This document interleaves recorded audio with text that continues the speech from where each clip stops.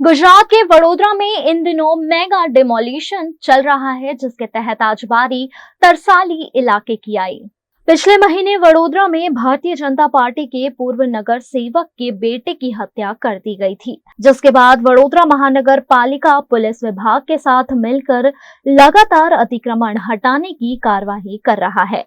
अलग अलग इलाकों में रोजाना अभियान चलाया जा रहा है, जिसके तहत आज वार्ड नंबर 16, 17 और 19 में तरसाली सब्जी मार्केट के आसपास के अस्थायी अतिक्रमण दूर किए गए। वडोदरा महानगर पालिका के अतिक्रमण विभाग की टीम द्वारा स्थानीय पुलिस और वार्ड ऑफिसर की उपस्थिति में यहां से अवैध अतिक्रमणों को हटा दिया गया।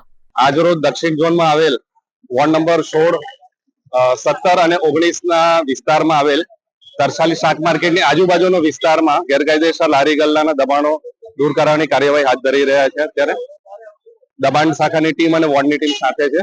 લગભગ 3 ટ્રક જેટલો સામાન ભરવામાં આવેલ છે।